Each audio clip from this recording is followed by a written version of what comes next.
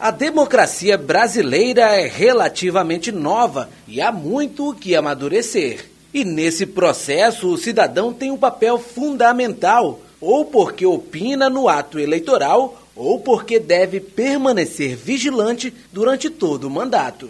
Mesmo sendo obrigatório o ato de votar, no primeiro turno em todo o Amazonas, mais de 300 mil eleitores deixaram de ir às urnas.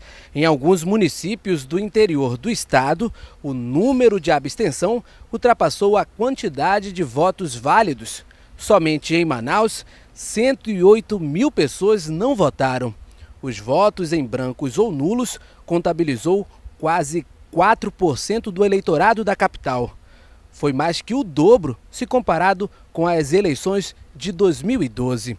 Mas o que motivou tantos eleitores a deixar de votar ou votar em branco? Cara, acho que principalmente satisfação com o cenário político atual, a questão de não ter muitos políticos bons para votar, principalmente para prefeito. Eu acho que também não acreditar na política, né? Acaba deixando de lado, né? Na verdade tem várias opções, mas as pessoas acreditam que não há, né? Ficam em dúvida nas propostas, que não vai haver mudanças. E eu acho que pelo fato de a punição por não votar ser bem branda. Este sociólogo e cientista político explica que a democracia representativa implantada no Brasil já está defasada e pode estar desestimulando a população brasileira a votar. O especialista diz ainda que as crises políticas ligadas à corrupção também podem explicar o crescimento das abstenções. É uma forma de manifestação, né, de rejeição declarada à participação do processo eleitoral, uma crítica ao próprio sistema político e à própria classe política. Mas isso tem sido um indicador já de médio e a longo prazo no Brasil em função do estado da política brasileira, que tem sido muito ruim. A população já não se sente muito mais representada politicamente no país, seja em âmbito nacional, seja em âmbito local, né? Então tem sido uma tendência, tanto a abstenção, quanto os votos em brancos e os votos nulos. O Tribunal Regional Eleitoral do Amazonas não arrisca nenhuma estimativa de abstenção para o segundo turno, mas admite que o número de eleitores faltosos deve ser igual ou superior ao primeiro turno. O especialista segue explicando que a disputa de segundo turno na capital amazonense tem um cenário político peculiar, criando expectativas.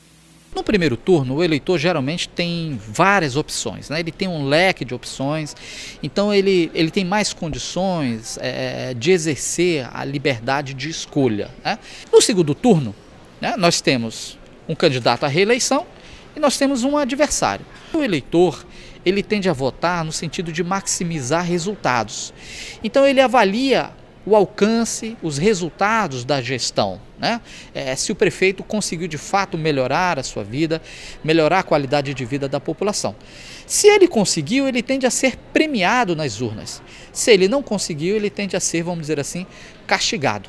O candidato adversário, ele, né, que geralmente apresenta a ideia de mudança, ele precisa ser convincente, né, acerca da ideia de mudança, o que se pretende com uma mudança. Além disso, ele também precisa trabalhar para reduzir, vamos dizer assim, a sua rejeição pessoal. Mas e esse fenômeno de abstenção pode trazer consequências para o processo democrático? Nós temos uma grande responsabilidade e um grande compromisso com a eleição, com o processo eleitoral. Nós não basta apenas eleger, nós temos que acompanhar, nós temos que fiscalizar.